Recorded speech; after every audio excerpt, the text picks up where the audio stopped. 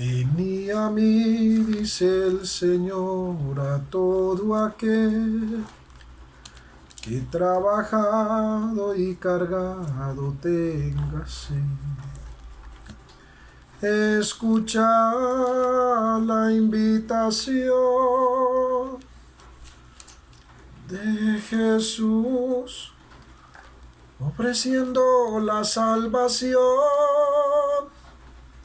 El cansancio de tu alma quitará, libertado del pecado quedarás, y el Espíritu de Dios llenará tu corazón, y feliz anunciará la salvación. Vení a mí, dice el Señor, a todo aquel que trabajado y cargado tenga sed. Escucha la invitación de Jesús, ofreciendo la salvación.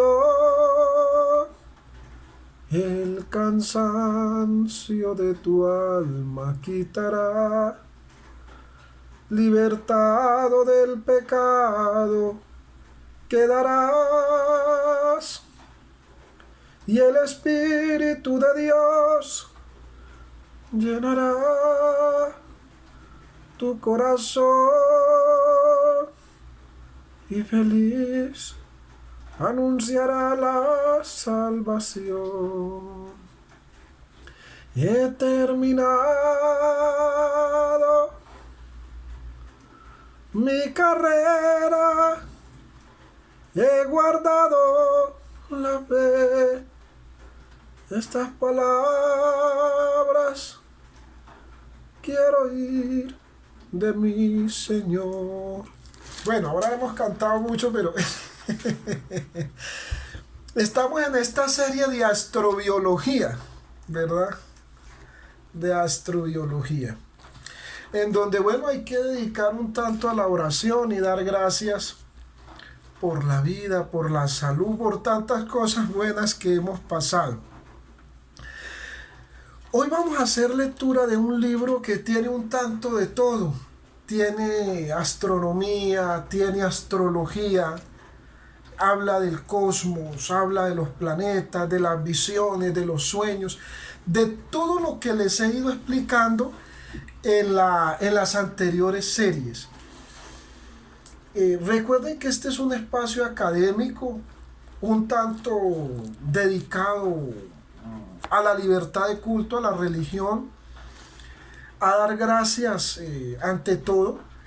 Y bueno, pues me han visitado muy pocas personas y exactamente eso es lo que queremos. No queremos ampliar eh, para grupos poblacionales muy grandes, ya que este es un trabajo académico de carácter propio, personal, que quiero desarrollar con algunas personas curiosas que se unen en el interés de la astrobiología y del estudio de la Biblia, en donde pues hay muchas opiniones y disertaciones en infinidades, ¿verdad?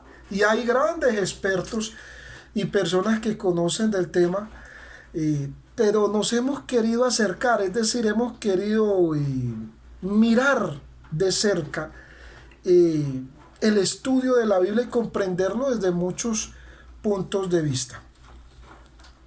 Vamos entonces a hacer lectura de este libro de Daniel y vamos a ir explicando algunos temas con sencillez, y vamos a dar a entender muchas cosas.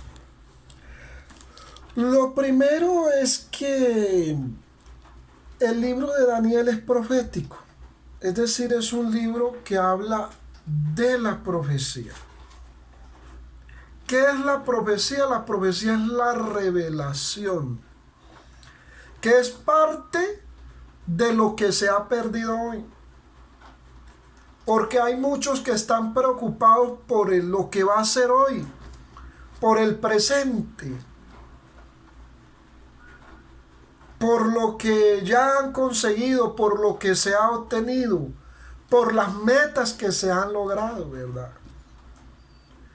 Por quizás tener un buen nombramiento, por gozar de un buen nombre, por escalar dentro de la esfera social.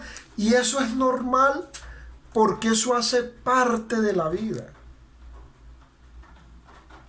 Esos sueños, esas ambiciones, esas ganas de ascender, pues eso hace parte de la vida, de la esfera social del ser humano. Porque nuestra carne, nuestros átomos, están inclinados a los deseos, a los vicios, a las vicisitudes, a las ansiedades, ¿verdad? Pero eso no es toda la vida. Eso no es toda la vida, es decir, no converge toda la vida. Vivimos en un mundo de sensacionalismo, un mundo donde cada quien quiere llevar su costal de fama, donde cada quien quiere ser escuchado, y eso está bien. Pero esa inmensa preocupación que a todos nos converge por el porvenir, muchas veces hace olvidar, muchas veces hace comprender o hace entender lo que ha de ser el futuro.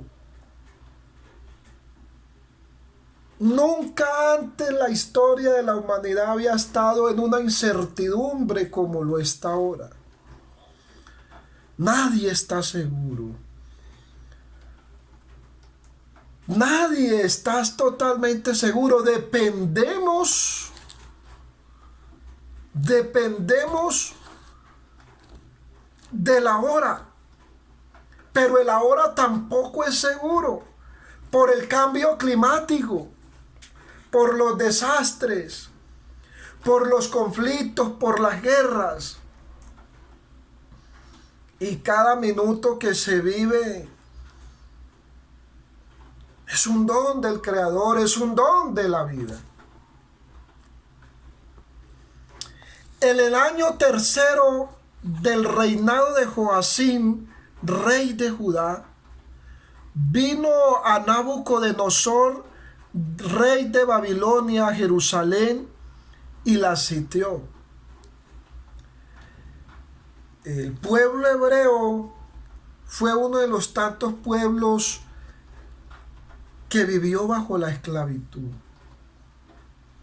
La esclavitud fue un modelo diseñado por el Imperio Romano para esclavizar. Y esa esclavitud tenía unos fines. Los fines de la esclavitud. Primero era tener gente para la mano de obra. Sí, lo que era la mano de obra.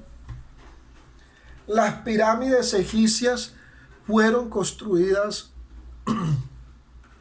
con mano esclava. Parte de la gran muralla china fue construida con esclavos. Las estatuas de terracota también fueron construidas en gran parte con mano esclava. Esto es en razón de que muchos de estos pueblos tenían una mayor capacidad, una mayor fuerza física para la resistencia y estar en la construcción. Algo que muchos otros pueblos no tenían, porque se dedicaron a la cultura, al trabajo sacerdotal y al estudio de los textos sagrados y de la cultura. Entonces, por eso se desarrolló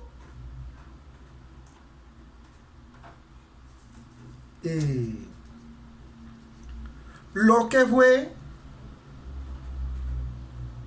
la esclavitud. Y en ese contexto de la esclavitud aparece la esclavitud africana,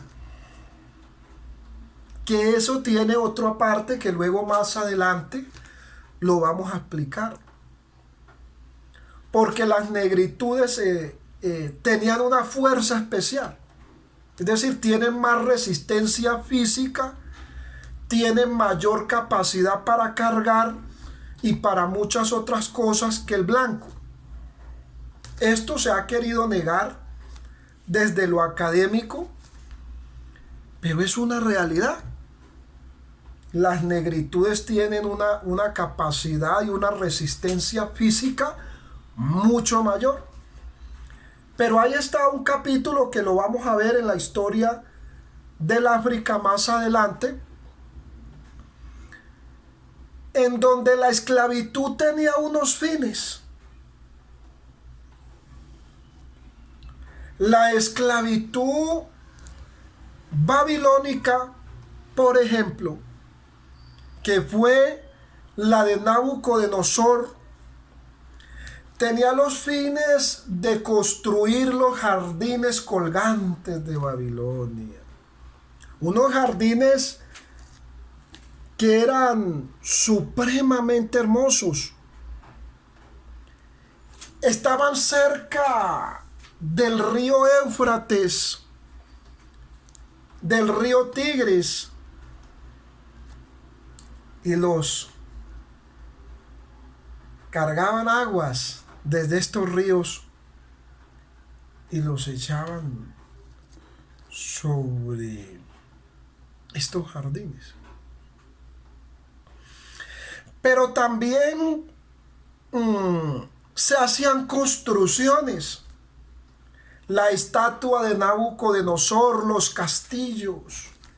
Habrá algún momento donde habrá muchas series que recreen los tiempos de Daniel, de Nabucodonosor, de Babilonia la Grande, la mencionada en el libro del Apocalipsis. Dice, y el Señor entregó en sus manos a Joacim, rey de Judá, y parte de los utensilios de la casa de Dios. Porque Nabucodonosor y lo que hacían estos reyes eran invadir los templos y prohibir lo que era la libertad de culto y abolir la religión, abolir la cultura, prohibir procesos culturales. Eso era muy común en los reyes de la antigüedad y fue una de las primeras acciones que hizo Nabucodonosor cuando llegó a gobernar sobre el pueblo hebreo. Dice, y el Señor entregó en sus manos a Joacim, rey de Judá, y parte de los utensilios de la casa de Dios, y los trajo a tierra de Sinar, a la casa de su Dios, y colocó los utensilios en la casa del tesoro de su Dios. Y dijo el rey Aspenas, jefe de sus eunucos, que trajese de los hijos de Israel, del linaje real, de los príncipes, muchachos en quienes no hubiese tacha alguna, de buen parecer, enseñados en toda sabiduría, sabios en ciencia y de buen entendimiento, e idóneos para estar en el palacio del rey, y que le enseñasen las letras y la lengua de los caldeos. Y le señaló el rey ración para cada día de la provisión de la comida del rey y del vino que él bebía, y que los criase 3 años, para que al fin de ellos se presentasen delante del rey. Entre estos estaban Daniel, Ananías, Misael, Azarías de los hijos de Judá. A estos el jefe de los eunucos puso nombre. Puso a Daniel, lo puso Belsasar, a Ananías Sadrá y a Misael Mesac. Estamos viendo acá lo que se conoce como borrar la cultura de un pueblo, borrar la memoria, borrar los ámbitos religiosos de unas personas que habían quedado esclavas, borrar los sueños de creación del pueblo hebreo y de Israel. Habían caído en manos de Babilonia, y Babilonia tenía la sabiduría de los caldeos, una sabiduría que no era monoteísta, sino que era politeísta, que adoraba las estrellas, que adoraba la luna, que desde Ptolomeo, una gran persona, un gran científico que descubrió muchos otros planetas, que descubrió el caminar de las estrellas, que descubrió las nebulosas, que comprendió el cosmos, que voló más allá de esta materia física, de estos átomos, de ese presente, que se entregó al estudio astronómico, pero no solo desde la física y la matemática, sino también desde la cosmología.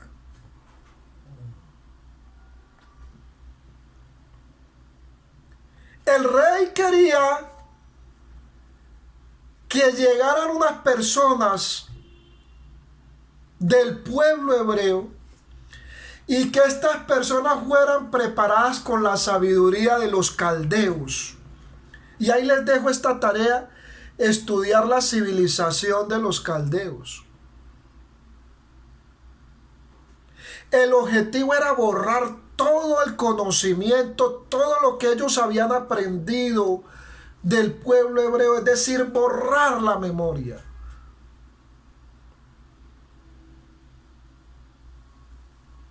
Volver a reescribir la historia, volver a transcribir, volver a empezar.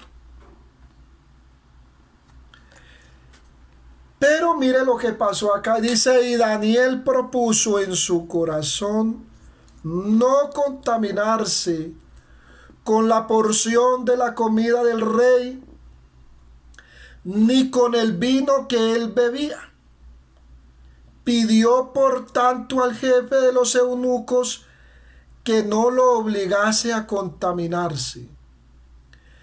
Y puso Dios a Daniel, el Creador, a Daniel en gracia, en buena voluntad, con el jefe de los eunucos. Y dijo al jefe de los eunucos a Daniel: temo a mi señor el rey, que señaló vuestra comida, vuestra bebida, pues luego que él vea vuestros rostros más pálidos que los de los muchachos que son semejantes a vosotros, condenaréis para con el rey mi cabeza. Entonces dijo Daniel a Melzar, que estaba puesto por el jefe de los eunucos sobre Daniel, a Ananías, Misael y Azarías: te ruego que hagas la prueba con tus siervos por 10 días y nos des legumbres a comer y agua a beber. Es decir, ellos eran veganos. Comían solamente legumbres y agua. Mientras Babilonia, mientras el rey se alimentaba de una cantidad de carne, de vino, estas personas se alimentaban de legumbres. Y entonces aquí aparece algo de la parte nutricional, algo de la dieta nutricional. Le dice Daniel, junto con los otros que habían sido apartados, le dice: vea, denos unos días, nosotros nos vamos a alimentar,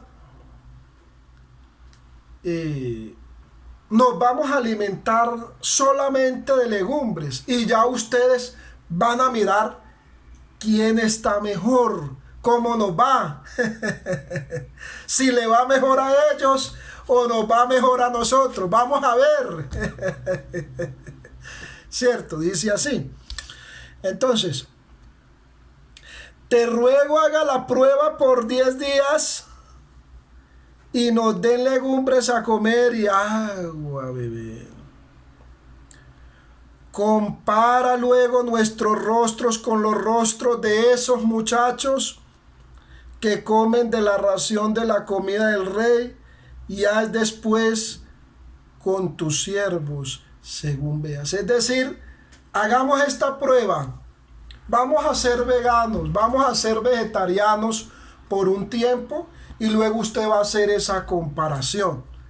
O sea que Daniel, dentro de sus cosas o dentro de su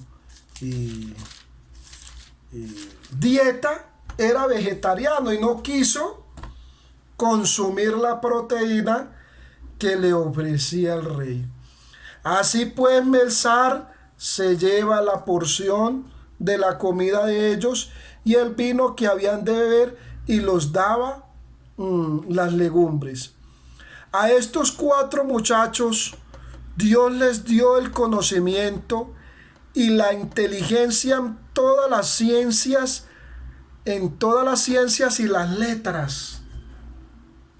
Oiga, esta gente de Babilonia estudiaba.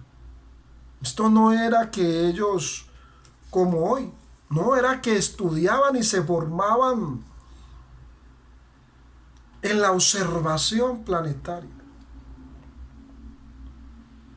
Se formaban en el estudio del cosmos. Se formaban en la comprensión de los cuerpos celestes. La aducción, la regresión, los vórtices, lo que le he explicado, los sueños, las visiones, eran un acontecimiento apoteósico.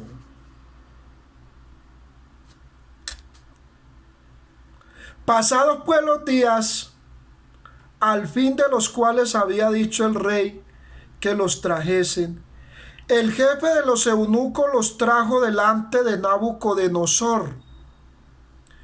Y el rey habló con ellos, y no fueron hallados entre todos ellos otros como Daniel, Ananías, Misael y Azarías. Así pues estuvieron delante del rey. Es decir, que ellos les fue bien con esa dieta vegetariana. Les fue bien con esa dieta vegana. Y les fue tan bien que, aunque habían muchos otros candidatos, tarde o temprano ellos llegaron y estuvieron delante del rey. Y el rey habló con ellos, y no fueron hallados entre todos ellos otros como Daniel, Ananías, Misael, Azarías. Así pues estuvieron delante del rey. En todo asunto de sabiduría e inteligencia que el rey les consultó, los halló 10 veces mejores. Porque una de las cosas que ha tenido la nobleza, que ha tenido la aristocracia, los reyes de la tierra, es que les gusta consultar a los sabios. Les gusta saber qué piensan los sabios, qué opinan. Y esta gente, Daniel y estos muchachos, estaban tan preparados para esa tarea. Eran los indicados en ese momento. Eran los indicados. Entonces dice, y continuó Daniel hasta el año primero del rey Ciro. Es decir, que a pesar de la esclavitud, a pesar de todo ese conflicto que había en ese momento, esos muchachos lograron sobrevivir, lograron preservarse, lograron continuar el proceso. La preparación de las ciencias de la letra. Esto ustedes lo pueden ampliar acerca de lo que era Ur de los caldeos, lo que era el estudio babilonio, el idioma babilonio, aprenderlo, lo que fue Babilonia la grande, lo que fue la esclavitud, vivir en medio de la esclavitud, la zozobra de morir pronto, la zozobra de correr a la muerte, de vivir bajo los intereses y la conspiración del imperio.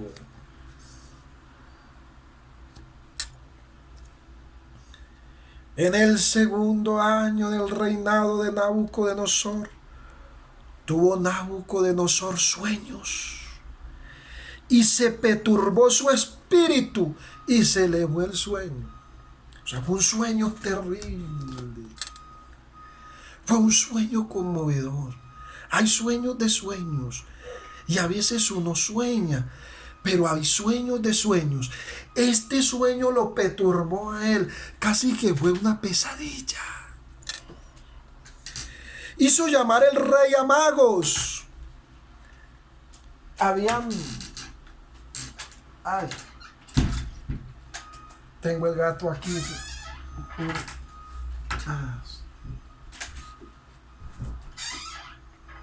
Salga pues. Salga. Quiere salir. Salga pues. Habían magos. Sí, lo dice aquí en Daniel. Estos magos, mire lo que dice Daniel capítulo 2 y el verso 2. Este estudio de astrobiología desde la teología que estamos haciendo acá. Esto está muy bueno. Dice, y el rey les dijo, hizo llamar el rey a magos. O sea, una cosa eran los magos. Habían escuelas de magos en ese tiempo. Personas que se dedicaban a la magia. Astrólogos eran otra escuela. Astrólogos. Encantadores y caldeos. Eso no era lo mismo. Y ahí les dejo esa tarea. Estudiar la escuela o estudiar los magos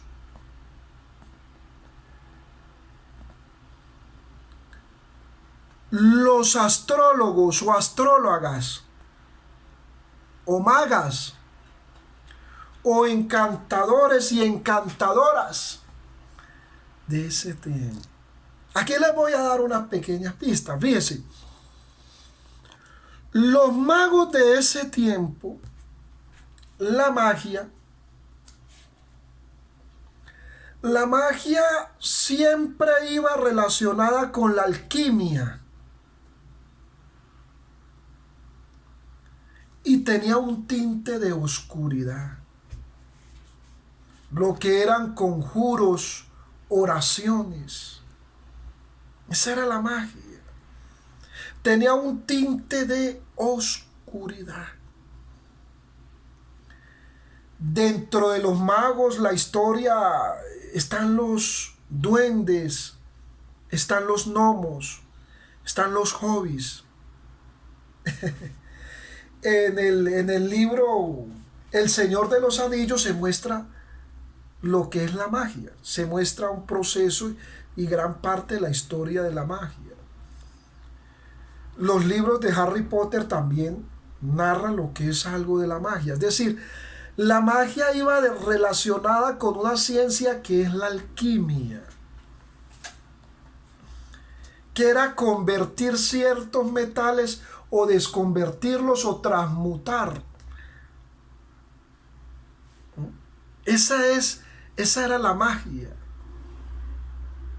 La teletransportación, la telepatía. Muchos otros aspectos que no les voy a explicar acá, porque quiero que ustedes los investiguen y no hacen parte del tema, pero era los caldeos, es decir, los babilonios, estudiaban lo que era la magia. La magia. Astrólogos, los astrólogos, ojo, no es lo mismo astrónomos que astrólogos. Es una gran diferencia. Los astrólogos estudiaban esa relación con el cosmos, las estrellas, los planetas, con el ser humano. Esa comunicación con los reptilianos, esa comunicación con los Anunnakis, esa comunicación con el mundo marciano, esa interacción con el mundo alienígena. Esa era una misión de los astrólogos. ¿Sí ve la gran diferencia? Esa capacidad de teletransportar el cuerpo y vivir experiencias extraterrestres. Los astrólogos. Pero estaban los encantadores. ¿Ustedes sí han visto el jorobado de Notre Dame? Ahí ven una gitana y ven el jorobado, los dos.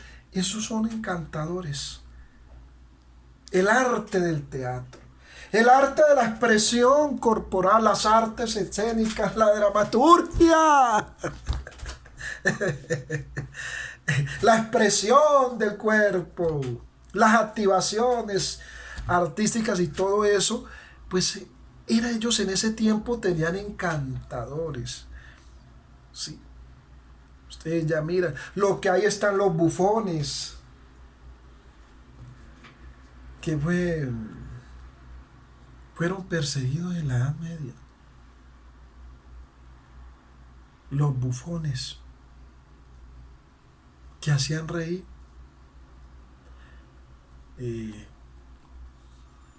Personas que divagaban en el mundo. Nómadas, bufones. Un bufón. Quizás en eso me he convertido, ¿verdad? Bueno, pero sí, estamos hablando de los encantadores, dice acá. Y dicen...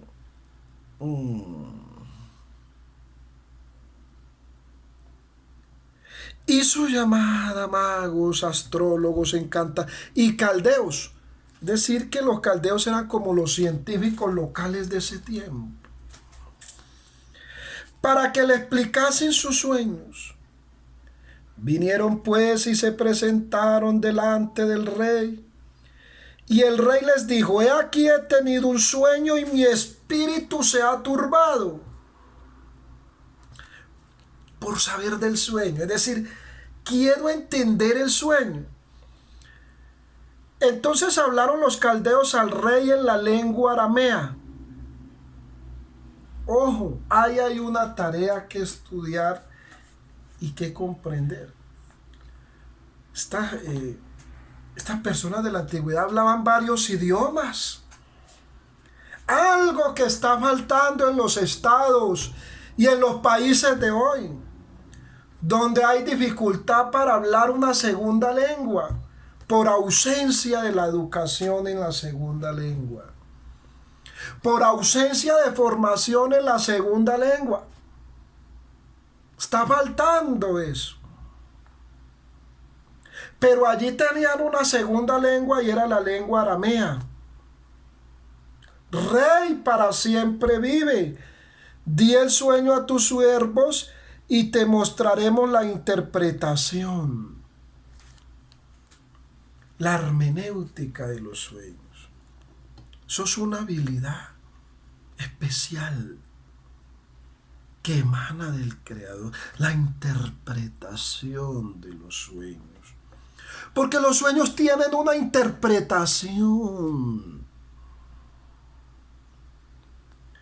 Respondió el rey, dijo a los caldeos, el asunto lo olvidé.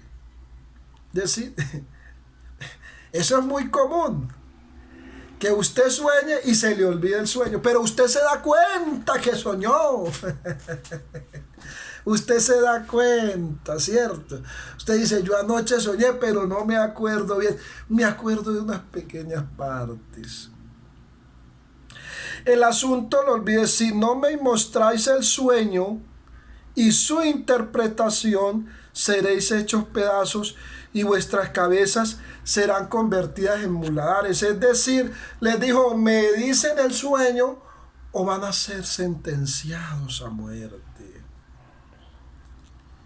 Y si me mostráis el sueño y su interpretación, recibiréis de mí dones, favores y gran honra. Decime pues el sueño y su interpretación. Respondieron por segunda vez y dijeron, diga el rey el sueño, sus siervos, y le mostraremos la interpretación. El rey respondió, yo conozco ciertamente que vosotros ponéis dilaciones. Es decir, sois sofistas. Sofistas que en cierta medida, en algunos casos, metes mentiras. Mete mentiras. Mete mentiras, ¿cierto? Les dijo el rey no era una persona inteligente que sabía y les dijo, vea, ustedes en algunos momentos me están metiendo mentiras. Entonces el rey respondió y dijo, yo conozco ciertamente que a veces me meten mentiras. Si no me mostráis el sueño, una sola sentencia hay para vosotros. Que hay algo de derecho, ¿verdad?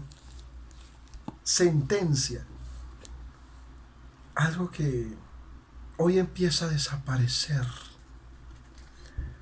El valor de lo que es la sentencia jurídica. Las sentencias. Y eso estuvo desde Babilonia, desde Hammurabi. Allí nació el derecho. Una ciencia que hoy empieza a morir. Si no me mostráis el sueño en una sola sentencia. Ese era el juez de ese tiempo. Hay para vosotros ciertamente preparáis respuesta mentirosa y perversa. ¿Qué decir delante de mí entre tanto que pasa tiempo? Decime pues el sueño para que yo sepa que podáis dar su interpretación. Los caldeos respondieron delante del rey diciendo, no hay hombre sobre la tierra que pueda declarar el asunto del rey. Pues además de esto, ningún rey, príncipe ni señor preguntó cosa semejante a ningún mago, astrólogo y caldeo. Es decir, que no había para esa interpretación, para esa exégesis, para esa homilética. política, no había como una descripción. Porque el asunto que el rey demanda es difícil. Es difícil. Por eso no es tan fácil. Por eso este trabajo teológico no es para todos. Porque es difícil. Es complejo. Porque el asunto que el rey demanda es difícil y no hay quien lo pueda declarar al rey, salvo los dioses. ¿Vio lo que yo les digo a ustedes?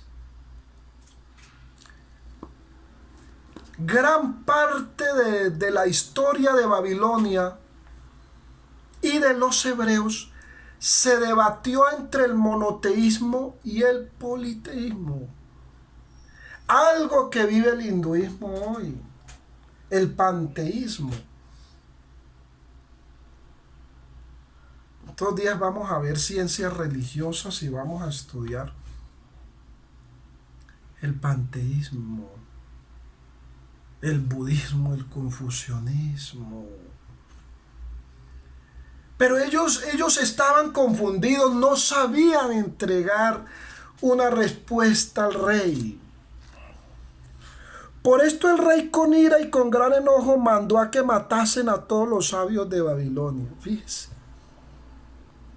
Y se publicó el edicto. Los decretos y las leyes tienen una historia de muchos años. Hoy en día esos códigos empiezan a ser historia, a borrarse, ¿verdad? Debido a ese sensacionalismo, a ese avance de las inteligencias artificiales. Y se publicó el edicto de que todos los sabios fueran llevados a la muerte y buscaron a Daniel y sus compañeros para matarlos. Decir, fíjese tan como estaba de difícil. Entonces Daniel habló sabia y prudentemente. Mire las características de un científico. Las características de una persona que se ha formado y que se ha comprendido en las letras. Lo sabio y la prudencia. A Arió, capitán de la guardia del rey que había salido para matar a los sabios de Babilonia, habló y dijo: Arió, capitán del rey, ¿cuál es la causa de que este edicto se publique de parte del rey tan apresuradamente? Entonces Arió hizo saber a Daniel lo que había, y Daniel entró y pidió al rey que le diese tiempo y que le mostrara la interpretación del rey. Luego se fue Daniel a su casa e hizo saber lo que había a Ananías, Misael y Azarías, sus compañeros, para que pidiesen misericordias. Misericordias. Eso es lo que nos queda a quienes dependemos del poder, a quienes estamos abajo. Pedir misericordia. Y eso hizo Daniel. Era una persona muy inteligente. Era una persona con unas capacidades inmensas. Pero en ese momento, en ese instante dijo: misericordia.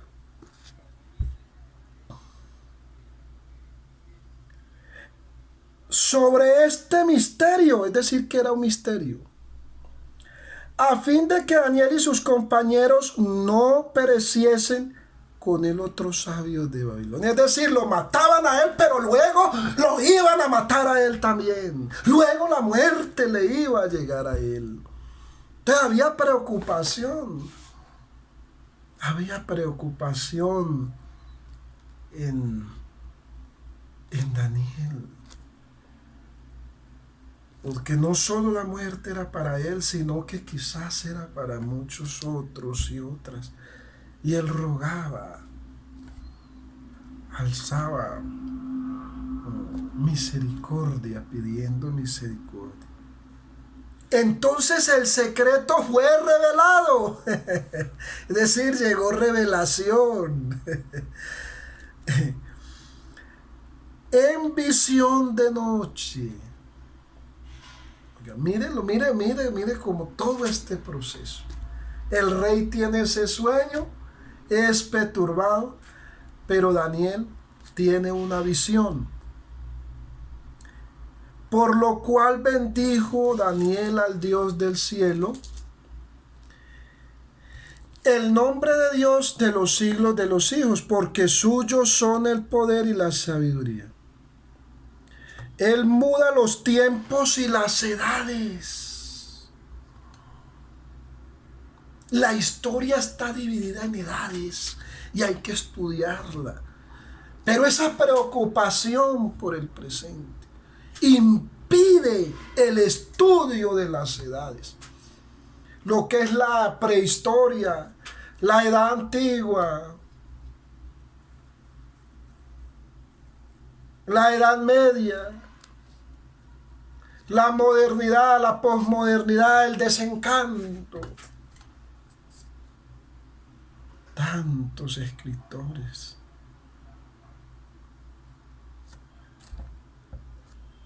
Él revela lo profundo y lo escondido. Claro está. ¿Y qué es lo que hay escondido? ¿Y qué es lo que hay profundo? Hay concupiscencias, hay deseos, hay carnalidades, hay ambiciones. Claro está, porque somos carne, porque somos polvo. Al polvo vinimos y al polvo nos hemos de convertir. Pero allá en lo profundo, al interior, hay un alma. Hay un alma. Hay una persona con grandes heridas. Hay una persona que busca reconstruirse. Y eso era el rey a través de esos sueños, de esas etapas.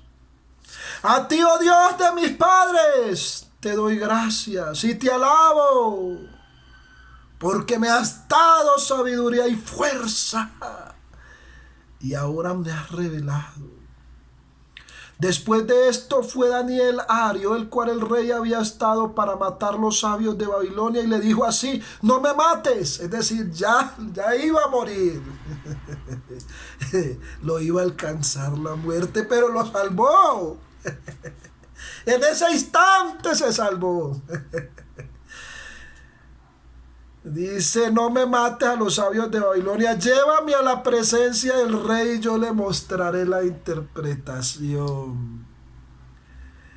Entonces Ario llevó prontamente a Daniel el rey y le dijo así: he hallado un varón de los deportados. Un deportado le dio la interpretación. De Judá, el cual dará al rey la interpretación. Respondió el rey y dijo a Daniel, a cual llamaban, y le dijo Belsasar, porque él le había cambiado el nombre. Es común que a los sabios se les cambie el nombre. Aquí, por ejemplo, a uno de los grandes escritores, Gabriel García Márquez, le cambiaron el seudónimo de Gabo. Eso es normal, que los sabios, los eruditos, pues les cambien el nombre.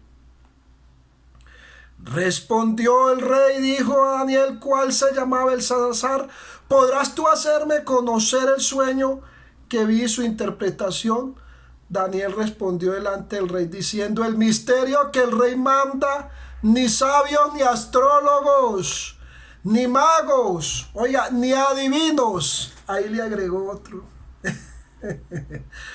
lo pueden revelar al rey. Pero hay un Dios en los cielos, el cual revela los misterios y ha hecho saber al rey Nabucodonosor lo que ha de acontecer en los postreros días. He aquí tu sueño y las visiones que has tenido en tu cama. Estando tú, oh rey, en tu cama, te vinieron pensamientos por saber lo que había de ser. Y eso muchos lo hemos tenido. A causa del COVID-19, de la pandemia, de la inteligencia artificial, de las nuevas tecnologías, nuestro cerebro se ha inundado de pensamientos, de sueños, de miedos, de temores, de alegrías, de tristezas, de superación personal, de conseguir, de perder, de estar y no estar. Tantas cosas se ha llenado. Pero la calma y la prudencia, la tranquilidad, la esencia de la vida, tantas cosas. Se había llenado el rey, se había inundado de tantos pensamientos. La gente estaba turbada, había temor, había miedo. Pero en ese momento hubo alguien que llamó a la tranquilidad, que llamó a la prudencia. Estando tú, oh rey, en tu cama, te vinieron pensamientos por saber. Decir, él quería saber, porque el cerebro es curioso. El bebé cuando nace quiere conocer, quiere saber, quiere tocar, quiere mirar. Parte de eso se utilizan los juguetes, los rascancías, los rompecabezas, las dinámicas, porque quiere saber, quiere conocer, quiere vivir ese mundo. Y a veces el adulto entra a gobernar ese mundo y daña lo que es la vida del niño, porque quiere utilizarlo para sus fines. Y no quiere que viva su vida, su mundo de juego y de tantas cosas que vivimos nosotros cuando no existía el celular.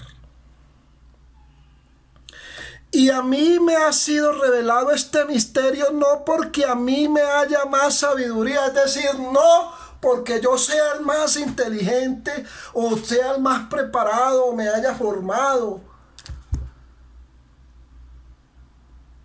sino para que se dé a conocer al rey la interpretación y para que entienda los pensamientos de tu corazón. Es decir, a veces el cerebro coge unos pensamientos que no comprendemos, que no entendimos, que la neurociencia ha estado investigando.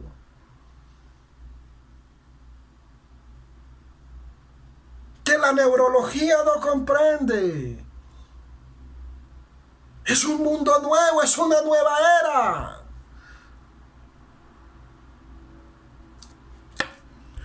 Tú, oh rey, veías, y aquí una gran imagen. Mire la explicación. Tú, oh rey, veías, he aquí una gran imagen. Y esta imagen, que era muy grande y cuya gloria era muy sublime, estaba en pie delante de ti, y su aspecto era terrible. Las grandes capacidades que tiene el cerebro en desarrollar sueños. Es decir, el rey vio una estatua, pero esa estatua no era normal. Esa estatua proyectaba una imagen. Las neuronas tienen esa capacidad de construir macroimágenes, es decir, de agrandar las cosas. El cerebro tiene esa capacidad de crear macroimágenes. Y exactamente eso fue lo que le pasó al rey Nabucodonosor. Vio una imagen inmensa, macro. Las neuronas de él se desarrollaron de tal forma que él se asustó tanto cuando vio esta estatua. La cabeza de esta imagen era de oro fino. su pecho y sus brazos de plata, su vientre y sus muslos de bronce. Es decir, que era una estatua, pero tenía varios materiales. Y ahí está mencionando los materiales. Los materiales. Quiere decir que quien tuvo el sueño hizo la observación de esa estatua mirando